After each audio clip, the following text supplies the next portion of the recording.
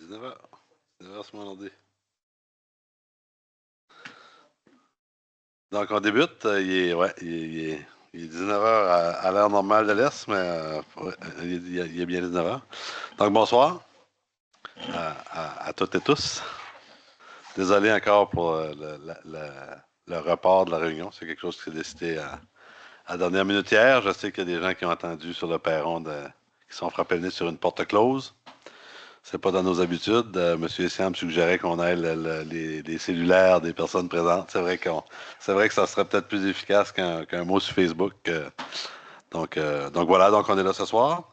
Alors, en l'absence du maire et du maire suppléant, je débute la séance, mais euh, le premier point, comme vous le voyez à l'ordre du jour, est la nomination d'un président d'assemblée, qui ne sera pas moi. Donc, j'aurais besoin d'une proposition pour nommer un président d'assemblée. D'accord. Monsieur Leblanc, vous êtes proposé. Merci. Et je vous laisse le contrôle de cette assemblée. Merci beaucoup de votre confiance.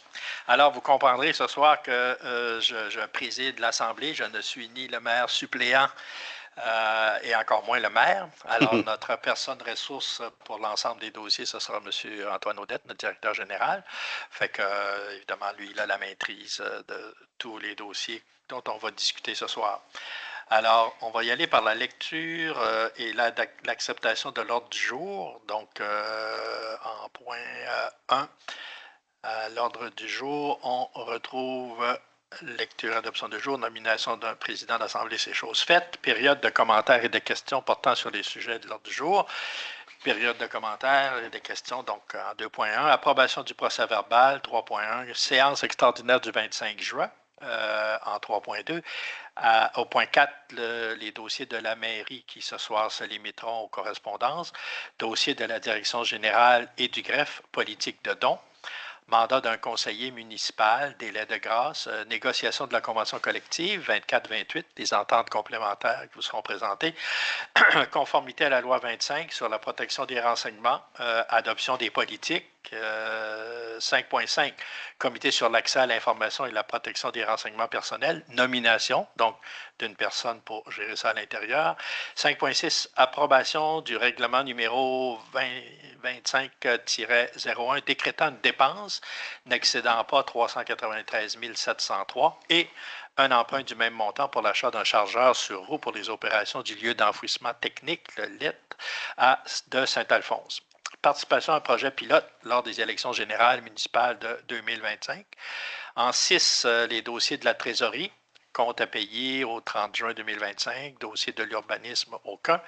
Dossier de développement économique et tourisme, fabrication de l'affichage municipal, donc octroi de contrat, mandat. En 7, dossier de l'urbanisme, dossier de développement économique, je l'ai dit, fabrication de l'affichage municipal, dossier de loisirs, culture, vie communautaire, adoption de la politique municipale des familles et des personnes aînées et du plan d'action 2025-2029, répartition du fonctionnement, du soutien au fonctionnement 2025 de nos organismes culturels, maintenance corrective urgente sur la tuyauterie de l'échangeur à plaque, octroi d'un mandat, dossier des travaux publics, dépenses admissibles au programme de la taxe sur l'essence et de la contribution du Québec, TEC 2019-2024. On retire le point 10.2. Dossier de la sécurité publique en 11, donc revêtement du plancher de la caserne d'incendie, octroi du contrat. En 11.2, abri extérieur, location à durée indéterminée. 11.3, rapport des interventions du SSIAE, notre service d'incendie, pour la période d'avril à juin 2025. En 12, finalement, prochaine séance, 13 autres sujets, 14 tours de table, période de commentaires et de questions à 15, et en 16, la levée de l'Assemblée. Alors, est-ce que j'ai un conseiller, une conseillère qui fait la proposition pour accepter l'ordre du jour? Merci, Mme Leblanc. Alors maintenant, à l'approbation du procès-verbal, on en a deux. On a celui de la séance du 9 juin, la séance régulière, et celui de la séance extraordinaire du 25 juin. Donc, oui. Vous avez passer par-dessus le point 2. Le point 2 étant, ah mon Dieu, mon empressement. Alors, c'est la période de commentaires, merci Antoine, période de commentaires et de questions portant sur les sujets à l'ordre du jour. Alors, vous avez vu l'ordre du jour. Est-ce qu'il y a des interventions, des questions, des commentaires sur les projets à l'ordre du jour? Ça va? En ligne? Je vérifie en ligne. En ligne? Je n'en vois pas non plus. Parfait. Alors, à la séance ordinaire du 9 juin, les conseillers ont lu les documents et la lecture est en principe faite. Est-ce qu'il y a quelqu'un qui fait la proposition pour accepter le procès-verbal du 9 juin? Esteban? Oui, M. Figueroa. La séance extraordinaire du 25 juin. Merci, Denise. Dossier de la mairie. Alors, comme je vous l'ai présenté tantôt, on a que les correspondances qui sont au nombre de 4. Alors, notre directeur général va nous dire de quoi il en retourne pour chacune de ces correspondances. S'il vous plaît. Oui, donc on avait quatre correspondances là, adressées au conseil. La première, c'est du ministère des Transports et de la Mobilité durable. Là. Dans le fond, c'est les investissements prévus sur les travaux routiers. C'est les annonces qu'ils font à chaque printemps là, sur les différents investissements qu'ils font dans la région Gaspésie et les îles de Madeleine. On a reçu le 10 juin de Tourisme Gaspésie une aide de 20 000 qui est accordée à la Ville par l'entremise du programme d'appui aux initiatives responsables et stratégiques. Le PER, c'est un programme de tourisme Gaspésie. Donc, c'est un montant qui va être utilisé pour construire et installer des aménagements pour les personnes ayant des incapacités physiques au parc de l'OTJ. Donc, c'est vraiment un programme au niveau touristique qui est destiné à cette vocation-là. Donc, il va nous aider dans le projet du parc de l'OTJ. On a reçu aussi de la Commission municipale du Québec. On nous a annoncé que la Commission municipale procédera à une mission d'audit de performance qui portera sur le code d'éthique et de déontologie des membres du conseil ainsi que des employés, en fait.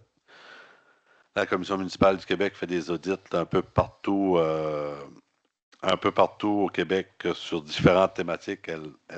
Sur l'élaboration du budget, sur l'élaboration du plan triennal, sur le déneigement des rues, en fait, sur les différentes choses qu'une ville fait. La commission municipale fait un audit de performance pour voir comment c'est fait, c'est-tu des bonnes pratiques, puis elle émet des recommandations.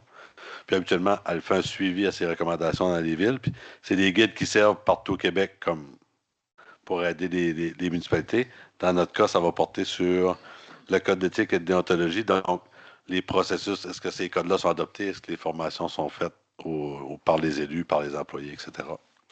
Donc, on a déjà transmis les documents demandés puis nos réponses à leurs questions. Donc, c'est un processus qui va se faire pendant l'été. Et on nous dit que le rapport devrait sortir quelque part à l'automne. Donc, voilà. Et enfin, un montant de l'URLS qu'on reçoit depuis quelques années de 7 393 qui a été attribué à Ville dans le cadre du programme PAFLPH, en fait, qui permet l'embauche de personnes responsables pour l'accompagnement en contexte de loisirs. Donc, ça nous permet d'embaucher davantage de ressources au camp de jour pour les jeunes qui ont des besoins particuliers. C'est soutenu par l'URLS. Donc, voilà pour les correspondances. Merci beaucoup. Alors, au point suivant, au niveau de la politique de dons, alors les dons qui sont faits pour ce mois-ci sont octroyés à Mme Camille Boudreau, qui va représenter le Canada au championnat du monde universitaire en Allemagne. Camille est originaire de Carleton. Et à la Société d'Alzheimer, pour le défi 2025, on a versé la somme de 200 $. Alors, on a enceinte 2 mandat d'un conseiller municipal, délai de grâce. Comme ça fait plus de 90 jours que M. Jean-Simon Landry est absent en congé de maladie, nous dépassons donc le délai de 90 jours. Alors, il nous faut, considérant que son absence est motivée, le Conseil peut permettre un délai de grâce de 30 jours lors de la prochaine séance suivant la période de 90 jours. Donc, si on ne revoit pas notre ami Jean-Simon, il devra faire une demande. Alors, j'ai besoin, s'il vous plaît, d'une proposition pour accepter M. Esteban Figueroa a fait la proposition. Négociation de la convention collective en 5.3. M. Audette va nous renseigner sur les ententes complémentaires qui sont assignées au-delà de la convention collective qu'on a négociée printemps dernier. Voilà.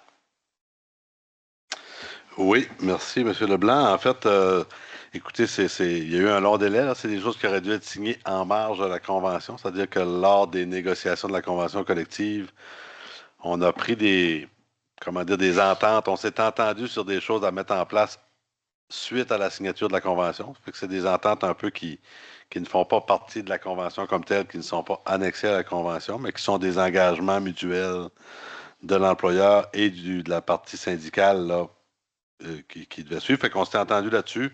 Ils n'ont juste pas été approuvés et signés. Donc, on a approuvé la convention, mais pas les ententes. Donc, c'est vraiment plus une technicalité, mais quand même, il porte sur trois éléments. Là. Dans le contexte de la négo, le syndicat nous proposait d'analyser la possibilité d'adhérer à un nouveau fonds de pension qui était dans laquelle la CSN était partenaire. C'est un fonds qui est géré par la FQM. Donc, dans l'année qui suit la convention, on est en train de compléter l'analyse de ce fonds-là présentement. On s'est engagé aussi à réaliser l'exercice de maintien de l'équité salariale par comité. C'est prévu dans la loi, donc conjointement employeurs, syndicats et représentants des cadres. On a enclenché ce processus-là, c'est en train de se faire. Et suite à ça aussi, de faire un exercice qui est appelé un exercice de relativité salariale, c'est-à-dire qu'il y a une évaluation qui est faite de chaque poste à la ville, chaque titre d'emploi, selon sa charge de travail, puis il y a bien sûr, il y a un ajustement des grilles salariales en fonction de cette analyse-là qui est faite. Ça n'a pas été fait depuis bon nombre d'années à la ville, donc on s'est engagé à le faire suite à l'exercice d'équité, parce que l'exercice d'équité va nous donner des données pour nous aider dans l'exercice de relativité. Donc voilà, ça prend une résolution pour m'autoriser moi-même, à titre de directeur, et le maire pour signer ces ententes-là. Oui. Merci. En 5.4 maintenant, au niveau de la loi 25, on a les documents à approuver pour la conformité de la loi 25 de la protection des renseignements personnels, adoption de toute une série de politiques. Alors, M. Audette va nous faire la présentation, s'il vous plaît. Parfait, j'ouvre ça.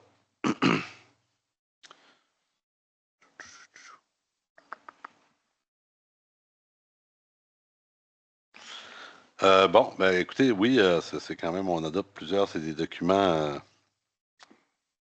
importants, là, mais lourds. En fait, la loi 25, c'est une loi qui a été adoptée au Québec là, il y a quelques années. Ah, hop, oui. Effectivement, sur la protection des. Dans le fond, toute la notion de protection des renseignements personnels. Donc, c'est une loi qui oblige les organisations publiques à se doter de mécanismes de protection des renseignements personnels, en fait, de confidentialité et de protection. La loi est assez lourde, elle exige un cadre assez lourd aux organisations publiques pour s'y conformer. Nous, on a fait le choix, le conseil municipal a fait le choix lors du dernier budget, en fait, du budget 2025, de mandater la firme Raymond Chabot de Grant Thornton pour nous accompagner dans cet exercice-là, qui, comme je dis, est relativement complexe et qui va nous conduire à terme d'avoir un espèce de certificat de conformité, c'est-à-dire qu'on pourra témoigner que le certificat témoignera de notre conformité à la loi.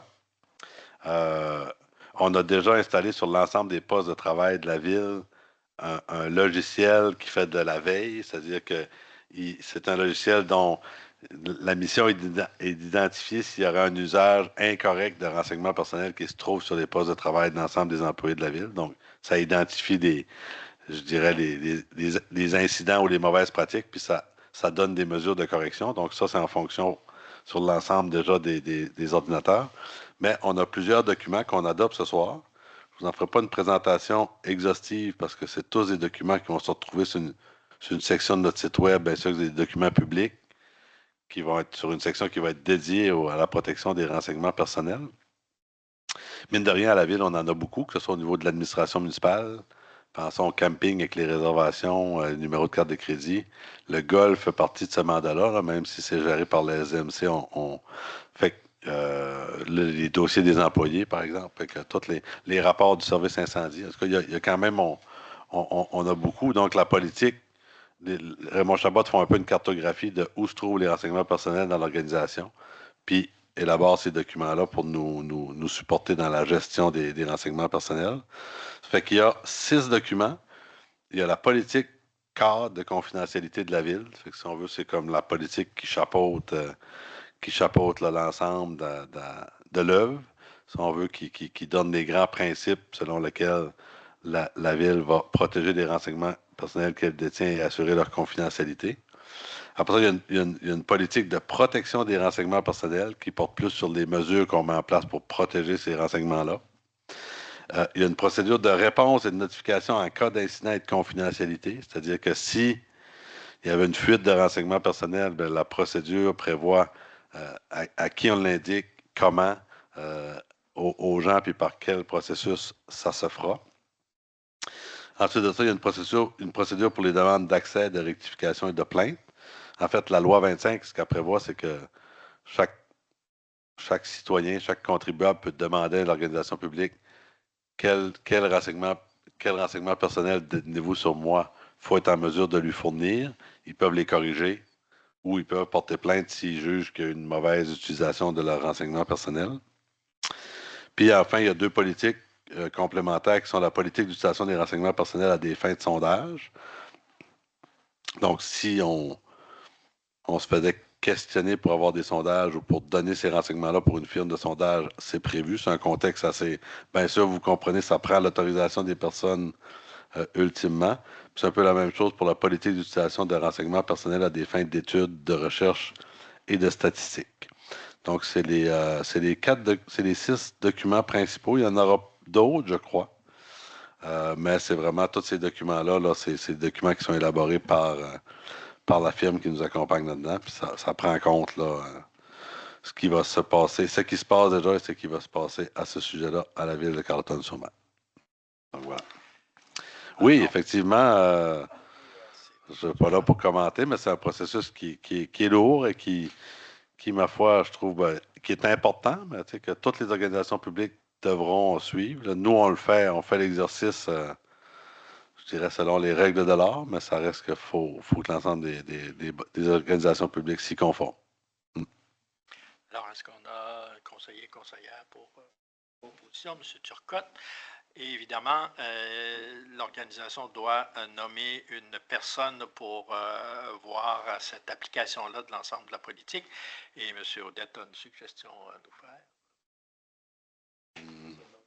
Nomination pour l'application de la politique. Ah oui, ben en fait, ça c'est prévu aussi dans la loi. Là. On a dû mettre en place un comité sur l'accès à l'information et la protection des renseignements personnels. Donc en fait, ça a été mis en place il y a 2 ou 3 ans. Je n'ai pas sous les yeux le. Puis dans le fond, on remplace Hélène Forêt, la directrice des services administratifs qui était présente sur ce comité-là. Moi-même, j'y suis avec Samantha Leblanc, qui est la secrétaire à la greffe. Donc, Hélène ayant quitté depuis un certain temps, c'est Julie Nadeau, qui est coordonnatrice à l'administration, qui la remplacerait sur ce comité. Donc, on y va avec une proposition. Madame Leblanc fait la proposition. En 5.6, maintenant, approbation du règlement 2025-01 décrétant une dépense n'excédant pas 3 393,703 et un emprunt du même montant. Tu vois? Oui. Donc, oui, écoutez, ben ça, c'est un processus et on va passer des points là, qui concernent la régie de gestion.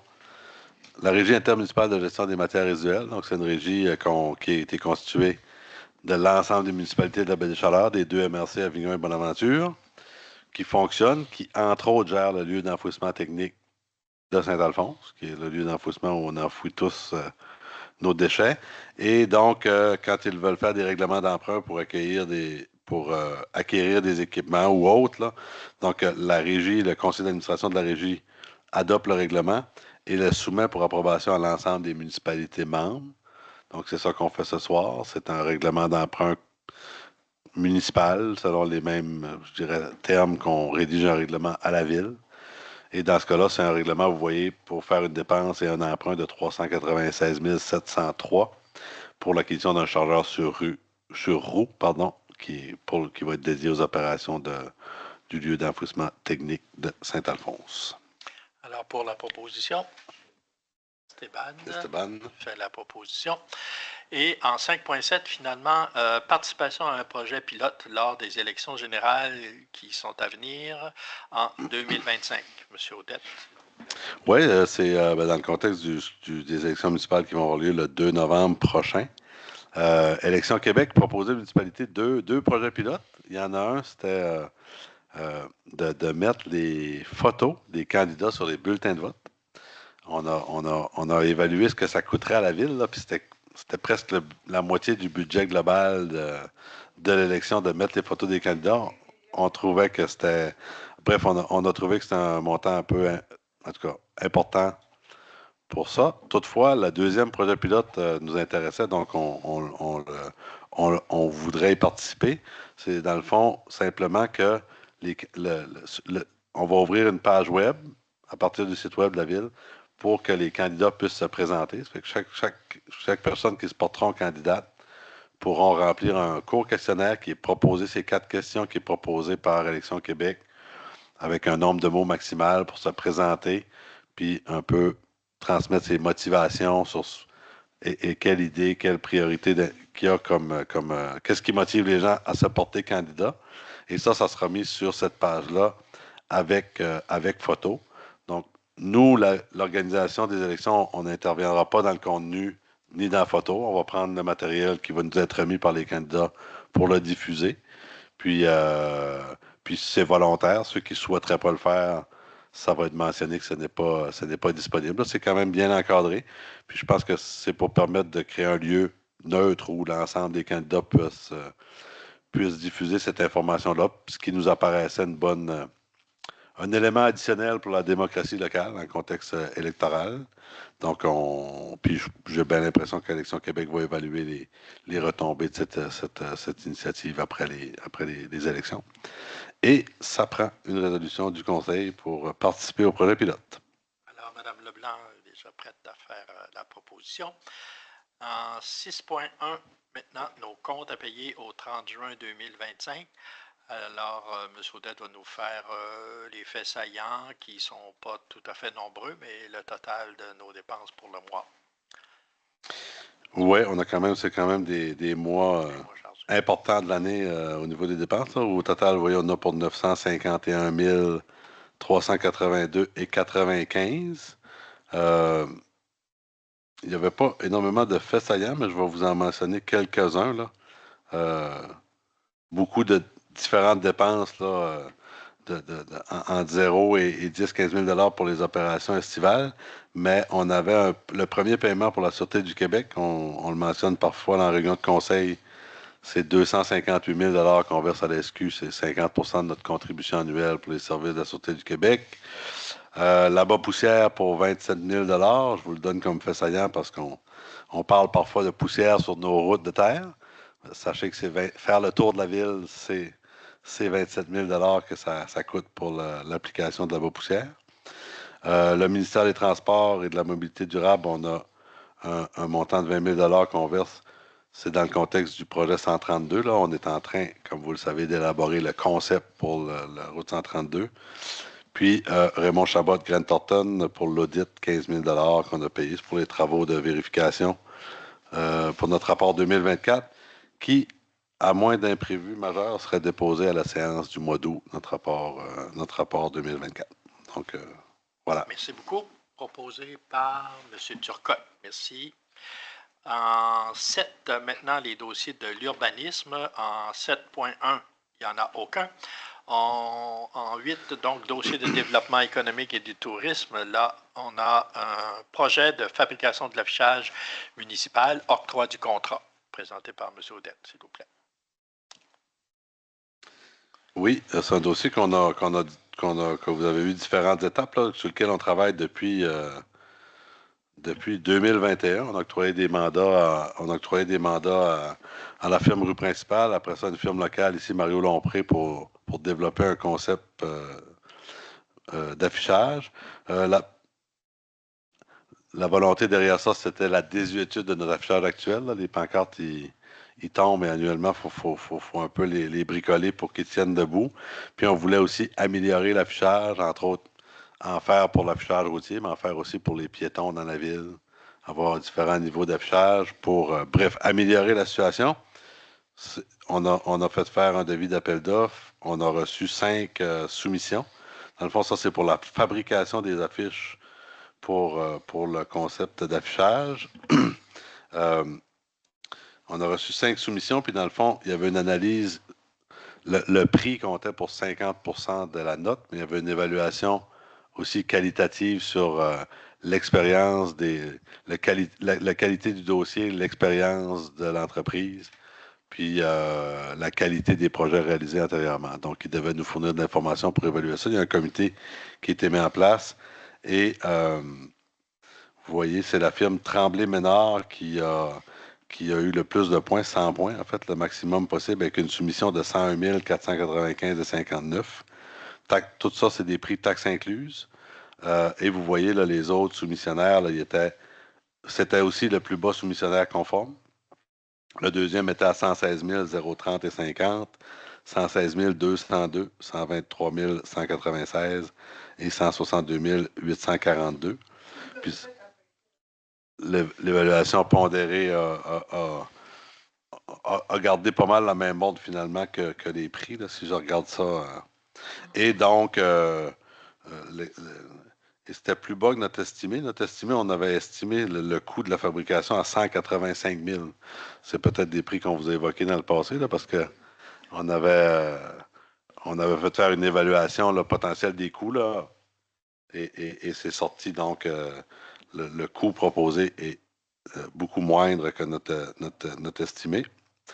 Alors, on en est bien heureux. Alors, ça serait pour la recommandation et d'octroyer le mandat à Tremblay-Ménard pour le montant de 101 495,59 et qu'on désigne Vincent Landry là, pour signer les documents reliés à ce mandat qui devrait, selon toute vraisemblance, se réaliser d'ici la fin de l'année 2025. Parfait. Je vais y aller avec la proposition. En 9, maintenant, dossier de loisirs, culture et vie communautaire. En 9.1, on a l'adoption de la politique municipale des familles et des personnes aînées et du plan d'action 2025-2029. Le conseiller municipal, ici, M. Figuera, il est le porteur de ce dossier-là, ça fait qu'il va vous faire la présentation sommaire de ce point-là. Merci, Stéphane. Merci, Mathieu. On va tenter de le mettre à l'écran. Ouais, s'il vous plaît. Si vous pouvez aller à la page 4, document. Eh bien oui, effectivement, je vous ai déjà mentionné à quelques reprises, je fais partie du comité qui travaille conjointement avec M. Alain, puis Mme Laurie Gallagher de la municipalité, là, pour tous les volets famille et personnes aînées. Et puis aujourd'hui, on arrive à la fin de notre travail là, depuis plusieurs mois qu'on a fait avec un comité de citoyens puis des personnes qui représentent la MRC puis les clubs de 50 ans et plus pour arriver à une politique qui se veut renouveler en fait toutes les actions qu'on met en place à la municipalité en lien avec les familles, les personnes aînées vont être encadrées par cette politique-là. Et puis la première chose, c'est de remercier les gens qui ont participé dans ces comités-là. Des citoyens puis des personnes qui représentent des organisations. Oui, c'est ça, on va les afficher, mais je vais vous le nommer. Là. Il y a M. Daniel Charret, qui est agent de développement territorial, enfance, famille et aînés de la MRC Avignon. Il nous a soutenus dans la démarche. Il y a M. Jean-Marc Dionne, qui est secrétaire du Club 50 ans et plus de Carleton. Il y a Mme Danielle Falardeau, qui est une citoyenne impliquée depuis quelques années dans la municipalité. Il y a Mme Josée Landry, citoyenne.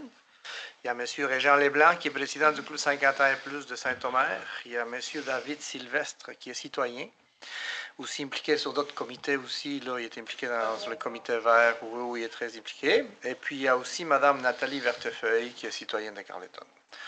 Donc, on a travaillé avec eux depuis plusieurs mois pour finir cette politique-là. Et puis, les rôles de ces comités-là, en fait, c'est de travailler sur cette politique-là, bien sûr, mais aussi c'est une politique de 5 ans qui va être adoptée ce soir. Les rôles de ce comité, c'est aussi des conseillers, justement, les conseils municipaux, ils ont un rôle consultatif, ces comités-là. Et puis, c'est de donner voix aux familles, aux personnes aînées. Là, les personnes qui sont impliquées, c'est des personnes bénévoles qui ils veulent s'impliquer dans la vie communautaire, donc on les écoute. Ils sont là, ils nous donnent des idées. Puis ils vont veiller à, justement, la mise en place des actions qu'on propose dans cette nouvelle politique.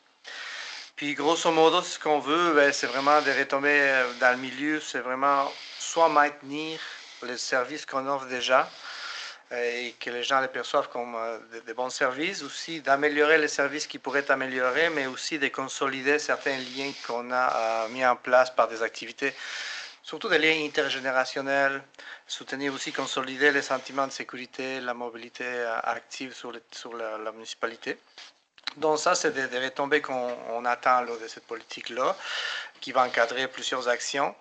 Et puis, nous, ce qu'on a fait, c'est un document d'environ 25 pages. Là, je ne vais pas passer à travers tous les documents, mais ce que je voulais mentionner, c'est qu'on s'est basé sur son portrait qu'on a fait de Carleton.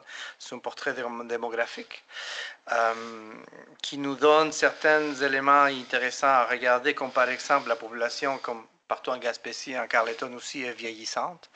Donc, il faut qu'on regarde de plus près les services qui vont être offerts, notamment parce qu'il y a de plus en plus de personnes. La tranche des personnes de 55 ans et plus est plus grande que la tranche des plus jeunes. Donc, ça, c'est des choses qu'on considère dans la politique. D'autres éléments qu'on considère aussi, c'est l'évolution justement de cette population-là à Carleton depuis 2006 jusqu'à 2025. Donc, on considère comment ça a évolué. Puis, on a comparé aussi comment ça se passe au Québec, comment ça se passe au Canada. Donc, tous ces éléments-là sont dans la politique. Et on explique ça par des graphiques. On a aussi fait un petit portrait là, sur la répartition des familles, des enfants. Aussi, on a regardé tous les volets, les ménages, les pourcentages qui sont en union libre, séparés, mariés, seuls, etc. Donc, ça nous donne un bon portrait de la population de Carleton-sur-Mer. Et puis, ça nous a aidé à identifier quelques enjeux et défis sur lesquels on veut travailler pour les prochaines années. On a regardé aussi les volets éducation, les volets niveau de scolarité aussi dans la population. Donc, tout ça, ça a venu justement nous donner des points d'information pour qu'on puisse mettre en place des actions concrètes, finalement, dans cette politique-là. Ce qui nous a amené à identifier des enjeux, des défis, que je vais vous le nommer. Ça, c'est plus bas, M. Odette, c'est la page 14, je pense, les enjeux, défis, opportunités. Donc, je vous ai déjà mentionné tous les volets vieillissement de la population. Donc, on voit là, que naturellement, la population est vieillissante, non seulement ici, partout au Québec, mais ici, c'est un peu plus rapide. Là, on est comme en avance, si vous voulez, par rapport au reste du Québec. Il y a tout l'enjeu d'accès au logement aussi, qu'on a identifié comme un enjeu puis un défi à surmonter. Donc, on va essayer de mettre en place des actions concrètes par rapport à ça. Tout ce qui est l'accès aux loisirs, culture et vie participative.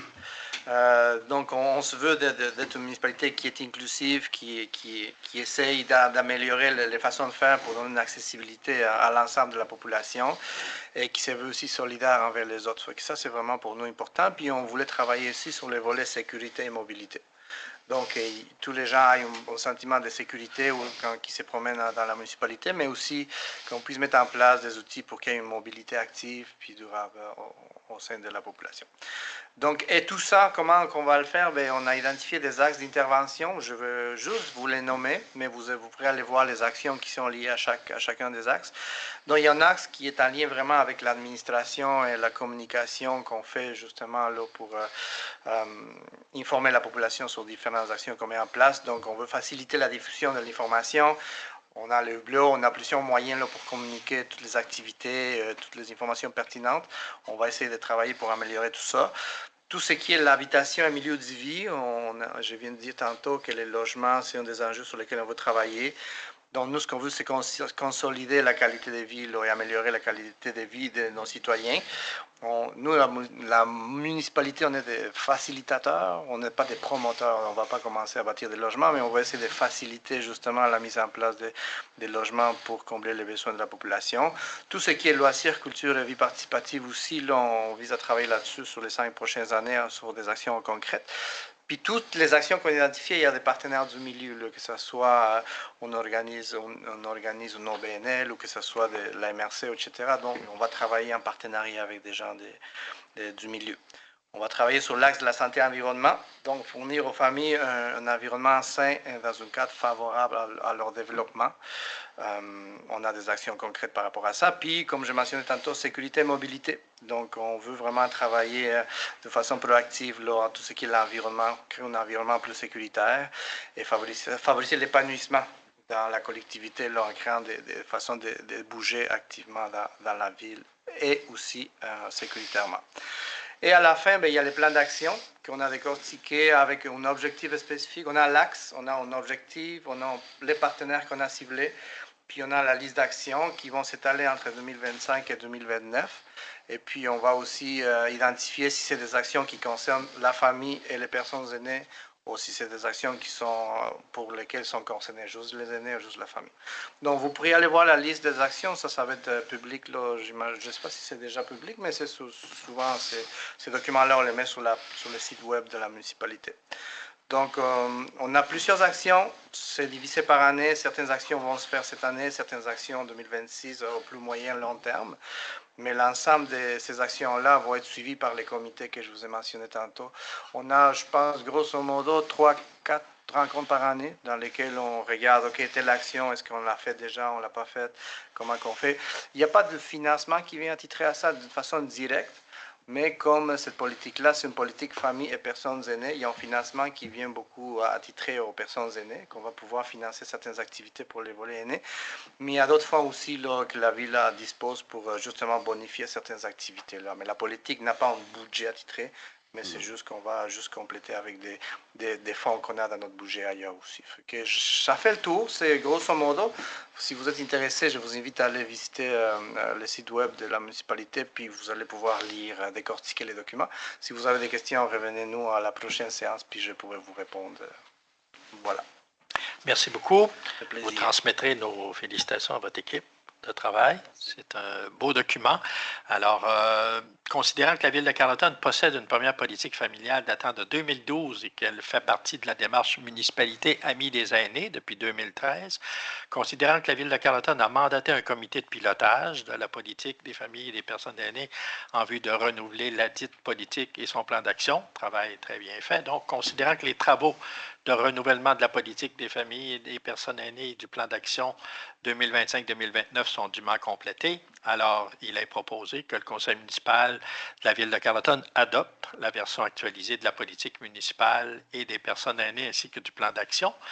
Et il est aussi proposé, est-ce qu'on doit scinder, M. Audette, est-ce qu'on doit faire deux propositions distinctes? On y va globalement.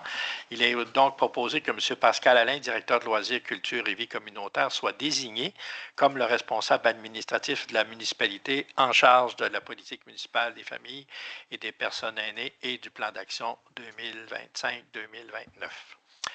Alors, j'imagine que vous seriez heureux d'en faire la proposition. Merci beaucoup. Alors, Stéphane propose. On s'en va maintenant en 9.2, la répartition du soutien au fonctionnement 2025 des organismes communautaires. Alors, annuellement, la Ville de Carleton fait la présentation lors d'un comité culturel ou par correspondance l'annonce officielle de son soutien au fonctionnement pour l'ensemble des organismes culturels qui sont sur notre territoire. Donc, la répartition du soutien financier qui avait connu un certain nombre d'années où le budget n'était pas nécessairement indexé. L'an dernier, il y a eu un gros mouvement de fait de 60 000 $ qui était versé à nos organismes. Il a été majoré à 80 000 $ cette année. Dans le contexte budgétaire, la Ville propose une augmentation qui suit l'indice des prix à la consommation. Donc, il y a une légère augmentation, quand même importante, relativement importante, mais qui répond au principe qu'on s'était donné d'indexer au fil des ans, une fois à chaque année, d'indexer les subventions données à nos organismes. Alors ainsi, Maximum 90 se retrouve avec 25 088 $, Théâtre à tour de rôle 13 312, le Centre d'artistes Vaste et Vague 12 288, Cine Étoile 7 168, le Festival Bleu Bleu 10 752, Théâtre Le Clandestin, 3 250, les Jeunesses musicales du Canada, 3 000 $, Chorale L'Accroche-Cœur, 3 531, tout comme l'Écomusée Tracadie-H. Donc, pour un IPC de 2,4. Comment se fait cette répartition-là? Le service de loisirs a bâti une grille qui évalue certains critères, le nombre d'employés, le budget annuel, les retombées, etc. Donc, travaille avec une pondération, un fonctionnement comme ça. Il faut savoir qu'on a des organismes professionnels et des organismes amateurs qui font plus du loisir culturel. Ça fait que la pondération se fait dans ce sens-là. Alors, j'en ferai la proposition pour y aller avec cette grille pour les organismes. Alors, voilà pour le point 9.2. 9.3, maintenance corrective urgente sur la tuyauterie de l'échangeur à plaque, octroi de contrat. Monsieur Audette, s'il vous plaît. Oui, bien écoutez, techniquement, là, c'est un mandat qu'on octroie à la firme Synco. C'est la firme qui entretient nos compresseurs à l'Arena. On est déjà en train de préparer le début de la saison. Là. Le 24 juillet, ils rentrent à l'Arena pour préparer la prochaine saison. Puis, dans la tournée de maintenance préventive de l'échangeur à plaque, qui est un équipement du compresseur, il y a une pièce là, qui est à changer, mais vous voyez, c'est quand même un mandat qui totalise là, 11 348,75 $, plus les taxes applicables. Donc, on recommande bien sûr au conseil de procéder, là, surtout que c'est le genre de choses que si ça brisait, ça impliquerait de fermer l'aréna pendant plusieurs semaines, voire au-delà. Donc, on ne voulait pas démarrer la saison avec cette situation-là. C'est un compresseur. On a rénové l'aréna grandement et on a quand même une partie des appareils de réfrigération qui ont 25 ans, donc qui nécessitent de la maintenance régulièrement. Merci. Alors, une proposition, M. Alain Turcotte. Merci. Au point 10, dossier des travaux publics, on va solliciter à nouveau M. Audette pour nous présenter le point 10.1, dépenses admissibles au programme de la taxe sur l'essence et de la contribution du Québec, la TEC 2019-2024. Donc, c'est un rapport. Oui, bien écoutez, ça c'est plus je vous dirais, la correction d'une erreur technique. Là. C'est exactement c'est une résolution qu'on a passée à la précédente séance. La programmation de la TEC, on passe 5-6 fois ce qu'on appelle des programmations. C'est des programmes de financement sur une période de 4 ans. Donc, où on a des travaux qui sont financés à 90%. Puis, dans le fond, c'était notre dernière programmation de travaux qui se doit d'être approuvée. C'est des travaux qu'on a réalisés dans le passé qu'on veut mettre pour obtenir l'enveloppe de la TEC. C'est des travaux d'asphaltage qu'on avait fait sur la rue Comeau puis les rues des Semailles. On a fait ça il y a un certain temps. On voulait les affecter à ce programme de subvention-là. Donc, c'est la même intention que le mois dernier, là, mais le libellé, il manquait une partie du libellé dans la résolution là, qu'on a ajoutée ce soir. Parfait. Alors, qui en fait la proposition? Madame Leblanc. Merci. Dossier en point 11, dossier de la sécurité publique. Alors, 11.1, revêtement du plancher de la caserne incendie. Donc, ici, on va nous présenter l'octroi du contrat. Monsieur Audette, s'il vous plaît. Peut-être juste avant de passer à ça, oui. Monsieur Leblanc. On a échappé. Je ne crois pas qu'on l'a mentionné, là, mais on avait à l'ordre du jour. Le point d'une embauche là, que j'ai précisé qu'on ne traitait pas ce soir. Tu as précisé, parfait. C'est bon, excuse-moi, ça m'a échappé. Donc, revêtement de plancher, écoutez, c'est à la caserne incendie, là, c'est les bureaux et les salles, la salle de conférence au 2e étage de la caserne. Là, le plancher est plus que désuet, je vous dirais. Et dans le fond, c'est de quoi qu'on devait faire. On avait une enveloppe qui s'appelle le PRABAM, une enveloppe de 160 000 dans le temps de la COVID pour faire des des petits travaux de rénovation sur différents bâtiments municipaux. Ça finance à 100% ces travaux-là. On avait dépensé l'enveloppe et on n'avait pas réalisé ce projet de revêtement-là. Là, on a eu une enveloppe ce printemps renouvelée d'à peu près le même montant pour les prochaines années, qui est associé au programme TEC dont on vient de parler, là, donc, qui est relié à la taxe là, sur l'essence. C'est une contribution de 160 000 qui nous permet de faire des travaux de rénovation sur l'hôtel de ville, la caserne, les salles communautaires. Donc, étant donné le besoin urgent, oui, je devrais dire le besoin urgent, puis on avait la soumission pour faire ces travaux-là, on a décidé d'aller de l'avant et de recommander au conseil de procéder au mandat qui est chez Air des Tuiles, une firme située dans le secteur de Saint-Omer, pour un montant de 10 922,63 sans les taxes applicables là, pour réaliser ce projet-là prochainement. Puis suite à ça, là, il y a une programmation. On était en train d'élaborer la liste des priorités de projets de réflexion à faire sur différents bâtiments municipaux pour utiliser cette enveloppe-là à bon escient. Ça va être déposé au conseil au cours des prochains mois. Merci. Alors, j'accueillerai une proposition, M. Figure-Esteban. En 11.2, abri extérieur, location à durée indéterminée. M. Audette, s'il vous plaît, à nouveau. Oui, ben écoutez, c'est... j'essaie de faire 3 affaires en même temps, c'est jamais bon. Donc, écoutez, c'est un abri extérieur. Là, c'est de quoi vous voyez, là, les abris Thériault. C'est des abris Tempo, là, faits en bois, plus résistants. Donc, on en avait un pour l'hiver, pour entreposer nos équipements. C'est beaucoup pour l'entreposage des équipements en été, d'entreposer de la motoneige, puis tout ce qui concerne la saison hivernale, le traîneau aussi d'urgence. Et en hiver, d'entreposer le bateau de sauvetage et on a un VTT avec une remorque. Là, en fait, la remorque sert aussi l'hiver, donc le VTT et le bateau. C'est disposé. Dans la caserne, on commence à être un peu à l'étroit. Il y a beaucoup d'exercices qui se font à la caserne, donc on va installer cet abri-là à l'arrière de la caserne. Ça ne sera pas très visible et ça va faire œuvre utile pour l'entreposage de ces équipements. Donc, il est proposé que la soumission de les abris Thériault incorporés en date du 25 mai 2025 au montant d'installation de 2 300 $ sans les taxes applicables, avec par la suite une location annuelle de 1 375 sans les taxes applicables soit acceptée pour la durée nécessaire aux besoins. M. Turcotte fait la proposition.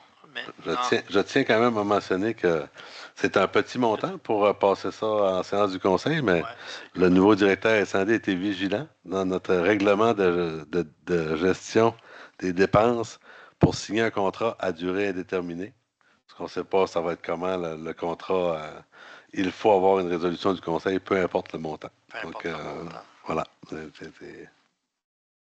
on s'est conformé. Alors, on arrive donc en 11.3, le rapport des interventions du service incendie regroupé pour la période d'avril à juin 2025.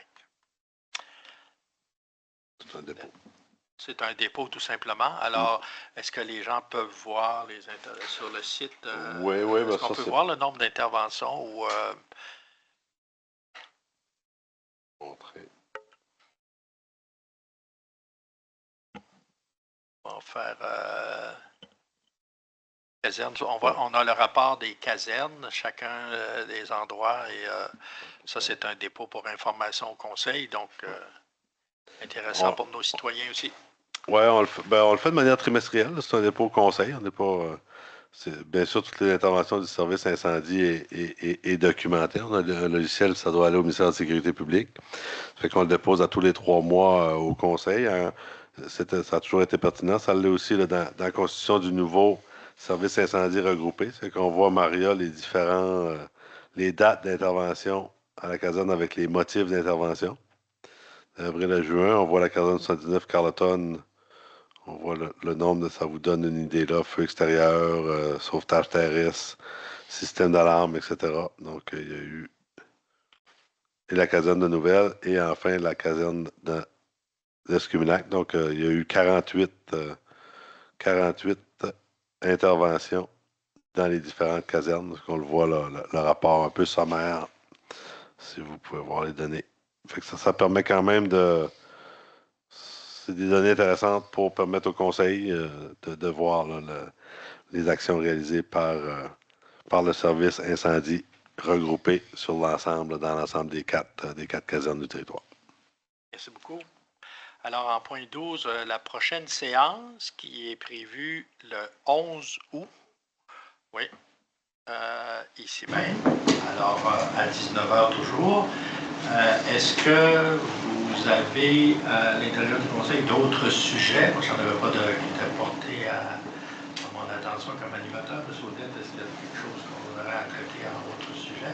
Sinon, j'irai tout de suite au tour de table, en commençant à droite à gauche par Mme Leblanc. C'est à votre tour.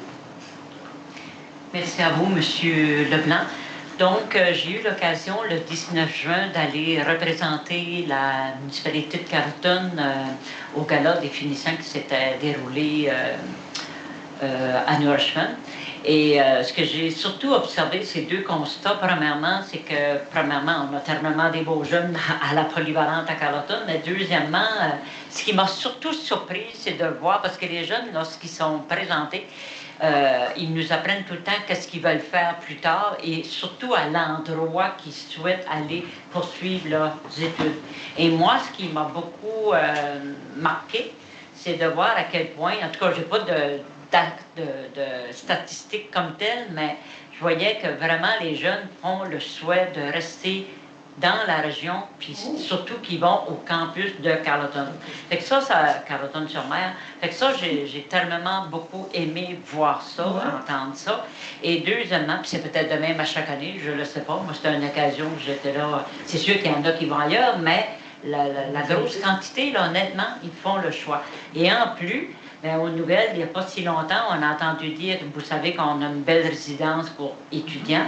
Donc, normalement, on va servir à 19 étudiants qui vont aller, entre autres, au campus. Et l'autre, c'est pour le centre de formation l'envol. Et la bonne nouvelle, c'est que déjà, tous les appartements ont trouvé plus neufs pour tous les étudiants. Et la bonne nouvelle, moi, ce que j'ai entendu parler aussi plus loin, c'est que les gens nous choisissent vraiment parce que c'est vraiment une très belle résidence à moindre coût. Fait que c'est vraiment une bonne nouvelle pour notre région ici à Carleton. Merci. Merci. Rien de spécial pour moi, juste souhaiter un bon été, profiter des activités, allez vous baigner, il fait beau, la mer est chaude. Merci. Ben, je n'ai pas grand-chose ce soir, vous souhaitez un bel été quand même. J'ai des rencontres qui s'en viennent pour l'Office de l'habitation de la ville de Charlotte. Je vous reviendrai avec le suivi un peu plus tard cet été. Là, on a quelques actions à entreprendre sur certains bâtiments. Là, on va s'en jasser avec le conseil, mais sinon, c'est un peu tranquille. Donc, je vous souhaite un bel été.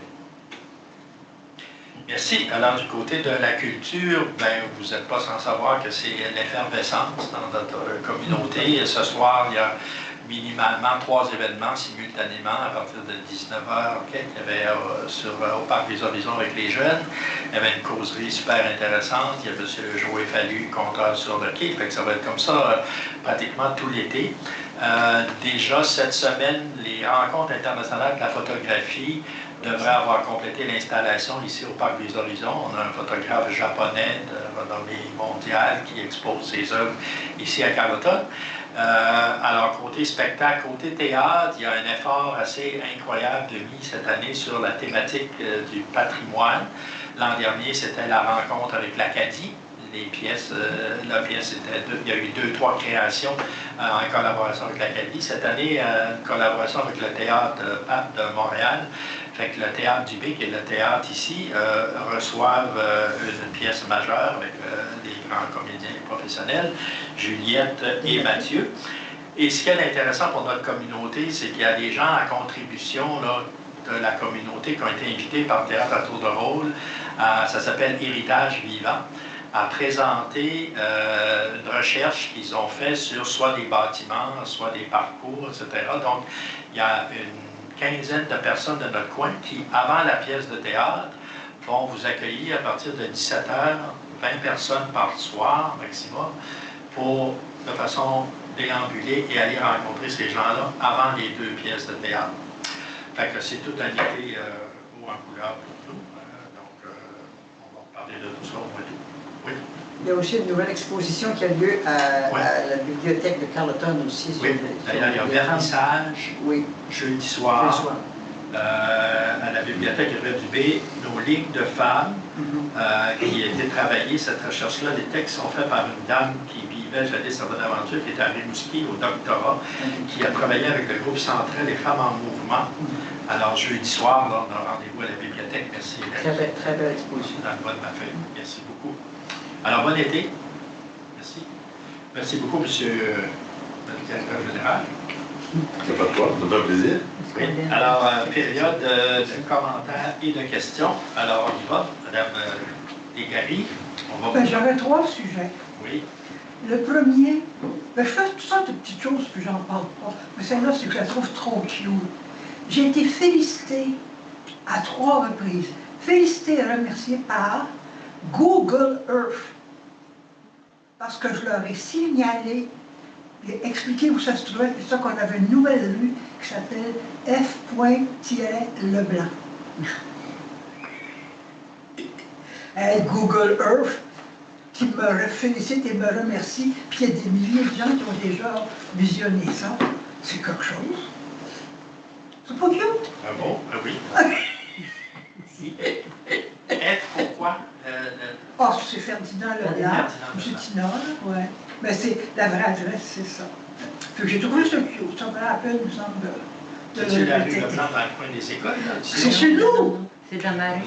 Au bout de la rue Clépied, au bout de la rue Clépied, qui fait Le blanc.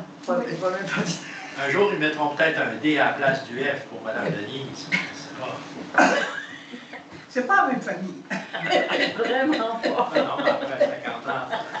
Ben, à propos de nom de famille, je peux vous dire que la rue, je pense que c'est Thibodeau, maintenant, c'est Cap-de-Maria, elle s'est déjà appelée la rue de Gary. Parce que les terrains autour, c'était de mon grand-père, mon arrière-grand-père de Gary, qui était propriétaire de tous ces terrains-là. Mais comme tous les Gary, les 2 Gary ont quitté la Gaspésie, ben, du moins la région ici, ben là, il y a quelqu'un qui... C'est ça. Deuxième point, puis ça va être au sujet aussi de la rue F.Leblanc. Au coin de la rue, je sais qu'il y a déjà quelqu'un qui avait demandé, on a dit que ça allait se faire, mais il ne faudrait quand même pas attendre qu'il y ait des problèmes. C'est dans le coude de la rue F.Leblanc. C'est noir, noir, noir. Ça prend un lampadaire. C'est dangereux. Parce que faut rouler très lentement, il faut faire attention. Puis il y a des gens, il y a beaucoup de gens qui circulent, ils n'ont rien, ils n'ont pas de réflecteur, ils n'ont pas de lumière, ils sont habillés en sombre. Alors c'est une chose à répéter. Que ça prend ce lampadaire-là, dès que possible. Troisième chose, qui n'est pas beaucoup plus sérieuse, mais qui est intéressante. Par Thibaut, quand on y laisse la chance, la nature reprend graduellement ses droits. Il y a une quinzaine d'années, j'avais déjà compté 15-18 ans, jusqu'à 100 hérons dans le Balafour. À un moment donné, on n'avait plus du tout. Puis là, ben, il y a eu comme une petite aide pour la nature. Puis là, il y en a comme 10-15. Je suis contente. Puis ils sortent de leur territoire, pour continuer dans l'anecdote. Mais ils reviennent chez eux. En bas à la route Pierre-Côte, descend, Ah, je marche, oui. je m'en viens vers la route Marcel, puis à différentes heures du jour, surtout à marée basse, ils sont en train de faire un pique-nique. Ils sont allés Il y a beaucoup toujours au Balachois de grands hérons. Saint-Omer. Ouais, Ils sont allés beaucoup au Balachois de Saint-Omer. Mais là, ils reviennent chez nous. Oui, Je suis contente. ça Autant que Google Earth. fait des bonnes nouvelles. Je suis pas trop sérieuse. Je suis comme notre Serge Fiori. L'avez-vous écouté cet après-midi? Oh mon Dieu! Essayez de l'écouter en reprise. Puis vous allez broyer, mais être ému, puis être... Ah! Extraordinaire. Des sauvages. Ouais. D'autres questions, M. Essian? J'aurais 2-3 affaires. Là. Vous parlez des choses pour les personnes à mobilité réduite là, au parc de l'OTJ. Je ne sais pas si vous avez écouté le reportage là, sur UTV. Là. Ils n'ont pas de transport. Il n'y a pas de transport pour les personnes à mobilité réduite. Ça arrête à 4 heures. Fin de semaine, il n'y en a pas. On a une navette ici, puis ça fait plusieurs années j'en parle, puis elle n'est même pas adaptée des personnes handicapées. Ça, c'est un point. Après ça, c'est la sécurité. Moi, j'ai entendu dire qu'il y a quelqu'un qui est tombé, là, Madame Laviolette avait dit qu'il y avait une marche au quai, là, sur le parc du quai, qui était dangereuse. Il y a un monsieur qui est tombé, ça a l'air en fin de semaine, puis ça a cassé, ça fracture un pied. Pensez-vous de faire le quoi pour protéger ça? C'est sur la montée. Oui, effectivement. On est en train de... Écoutez, ce parc-là a été conçu... on avait constaté qu'il y avait une certaine dangerosité. On avait identifié les marches avec des bandes réfléchissantes pour qu'ils soient plus visibles. On pense peut-être à faire une intervention physique là, rapidement pour bloquer la en tout cas, c'est plate que c'est triste qu'il y ait eu cet accident-là, mais on a été informés de ça, puis ça s'est passé, on est en train de regarder les solutions, là, mais fort probablement, à court terme, il y aura une main courante. Un garde-corps. Puis après ça, je t'avais envoyé l'année passée un email, là. Le long de la mer, là, dans la route du quai, là, les véhicules se stationnent là. Je te disais, vous devrez mettre premièrement, il y a un stationnement à l'autre bord. Vous devrez mettre une interdiction de stationner puis faire respecter parce que un enfant sort, en fin de semaine, j'ai passé, il y avait un Jeep. Un petit sort, là.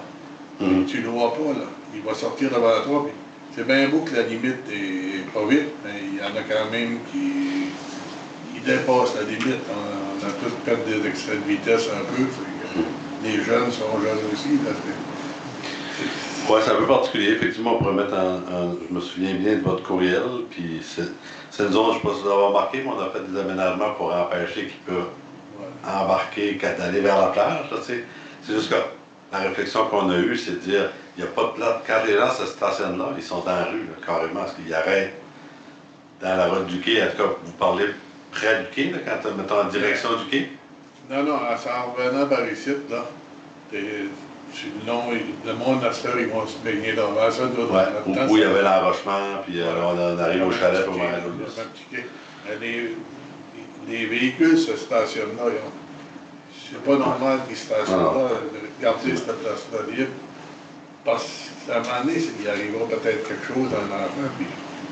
C'est juste ce que je veux dire, c'est que dans ce cas-là, pas les empierrements, mais on a vraiment mis on a ramené des roches, du bois pour pas que les gens puissent embarquer sur la partie végétalisée. Puis la ligne blanche est collée sur le bord de la route. Les gens, quand ils se stationnent là, ils sont vraiment dans la rue. Là, il y a une majeure partie du véhicule. On a pensé peut-être un peu naïvement qu'ils comprendraient que c'est pas un endroit pour se stationner. Mais on pourrait effectivement essayer. Mettre des interdictions de stationnement. Puis, une autre chose. Ah oui, la bâtisse là, proche du fort, là, il serait peut-être temps de mettre de fascia qui manque. Ça fait 3 ans, là, ça coûte bien 50 pieds. Ah, cher. C'est pas des millions. Là. C'est dans la liste, inquiétez-vous pas. C'est dans la liste. Puis, une autre chose, moi, ça me touche pas mal, là, parce que mon gars, il a tapé une roche, il a disparu. Là. Puis, ce printemps, je ne sais pas plus qu'à aller la semaine passée, il y a 2 grosses roches devant la baie bleue, à la marée basse des Rois, puis à marée haute, qui sont enterrées. Ça prendrait peut-être une demi-heure avec la pépine d'aller ramasser ces 2 grosses roches-là. Puis ça pourrait éviter, parce que moi, jeudi, là, avec mon gars, là, on est parti dans la nuit, on est revenu dans la nuit pour aller faire donner un traitement à Québec. J'aimerais pas que ça arrive à d'autres personnes. Désolé. Oui, Mme Boudon?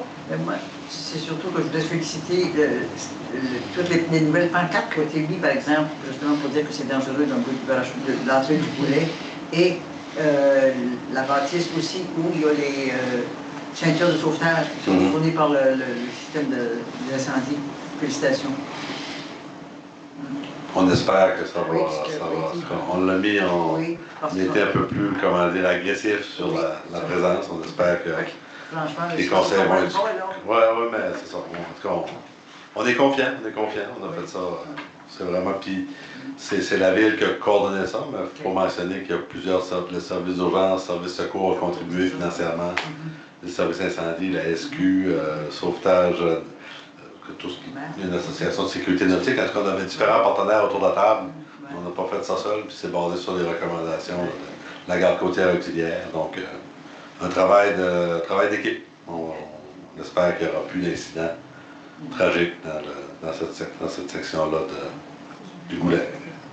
C'est pas évident parce que moi je passe puis on voit beaucoup de monde qui sont dans la zone critique tout le temps. Comme j'en reviens toujours à mon idée des bruits, vous dites que c'est pas logique, mais j'ai été voir sur Internet, puis on peut appeler ça une lagune, là. Puis la décharge d'une lagune est la responsabilité de la ville. Puis non seulement vous devez aviser où ce que c'est le danger, mais vous êtes obligé. Envoyez-moi un courriel avec ça, c'est pas l'information qu'on a. Envoyez ça parce que c'est marqué, non seulement la ville est responsable, mais elle est obligée de prendre action. Soit on empêche le monde d'aller pêcher là, et qu'on amène. On n'a pas le droit de pêcher des coques, ils peuvent pêcher ailleurs. Si tu t'en vas là, on t'en amène. Pas pire qu'un amène à ceux-là qui couchent sur une quai ou quelque chose. C'est quand même mieux sauver la vie. Parce que moi, je passe là, puis j'en vois tout le temps 3-4 qui sont dans le coin là. C'est pas que le bottes, là. Le dernier, là, il n'y a pas de bottes. On est que ça me vient, là. Mais c'est juste mon opinion. Non, mais écoutez, on ne dit pas que votre opinion n'est pas logique. Non, nous autres, les vérifications légales qu'on a faites, c'est pas ce que ça nous disait. On agit dans le cadre légal qu'on a perçu et qu'on a validé. Si vous avez de l'information en ce sens, on va refaire l'exercice, il n'y a pas de souci. Là, si on avait compris qu'on pouvait baliser avec des bouées, on l'aurait fait. On ne l'a pas fait parce qu'on a eu une indication contraire, mais on est d'avis que ça pourrait. Tout ce qui peut contribuer. Après ça, la restriction, puis donner des amendes, ça a été aussi analysé, puis ça a été mis de côté. Là. Il n'y a pas la pêche, il n'y a pas de restriction de ce type-là au Québec. C'est très difficile de restreindre le droit à la pêche récréative sur l'ensemble des côtes. Ça a semblé une avenue hasardeuse pour peut-être pas sur l'ensemble des côtes, mais à cette place-là, parce que c'est risqué. Oui, mais c'est très complexe de mettre des restrictions de ce type-là. Tu sais, des zones dangereuses pour la pêche, il y en a beaucoup sur les côtes. C'est pas un moyen qui a été préconisé, en tout cas du moins pour l'instant. Alors, Mme Desgaris, oui. Au sujet du lampadaire dans le coude de la rue F. Leblanc, est-ce que c'est possible de savoir dans quel ordre de priorité c'est rendu dans vos dossiers? Non, c'est pas possible. Il faudrait que je vérifie avec l'équipe des travaux publics là, où ce dossier-là. Honnêtement, je n'ai pas cette information-là. Ben, as-tu l'intention de leur mentionner que ça a été redemandé? Moi, il y a des femmes qui aimeraient ça savoir. Oui, certainement. Soyez assurés que, écoutez, l'ensemble des demandes l'ensemble des demandes qui nous sont faites au Conseil, on en discute, ils sont traités. Quand on peut agir, on le fait de manière systématique. Là. Comme le maire est absent ce soir, c'est-à-dire le directeur général ne prend pas beaucoup de notes, mais l'enregistrement, la séance est captée. Je commence mes lendemains de conseil en retranscrivant les séances de questions-réponses, puis d'adresser les demandes d'informations sur des dossiers comme celui-là. Merci. Une autre question que je voudrais poser, là. Vous allez louer un tempo d'installation. Ça ne coûtera pas moins cher au bout de la ligne d'en acheter.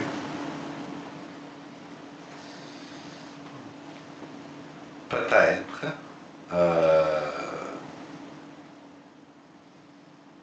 Peut-être. Mais, tu sais, en tout cas, le coût-bénéfice au garage aussi, là, on a utilisé ça. Au garage, il y a des containers, c'est plus quelque chose qu'on préconise. D'ailleurs, il faudra se conformer à la réglementation. Eux, ils viennent, ils les entretiennent. On va regarder ça, mais en tout cas, le choix a été fait. Eux, ils sont fiables, ils sont là. Puis, en tout cas, on a aussi des problèmes de réfection au niveau de la caserne ou d'agrandissement sur lequel on réfléchit. Là. Ça fait que, on n'est pas certain encore là, de la suite des choses pour ça. Ça sort après. Oui, aussi, ça sort. Non, effectivement, merci pour votre commentaire. On va prendre note avant de signer le contrat. Merci. Alors, s'il n'y a pas d'autres questions, j'irai avec une proposition de la levée de l'Assemblée. Merci, le plan. Alors, merci. Merci. Merci beaucoup. Ce soir. Bon été. Et le 11 août, on devrait être toute l'équipe. Ça ne devrait pas être un peu douce. Le principe. Merci beaucoup. Merci beaucoup. Bonne soirée, bonne année. Ouais. On vous donnera nos numéros de téléphone. Allez là.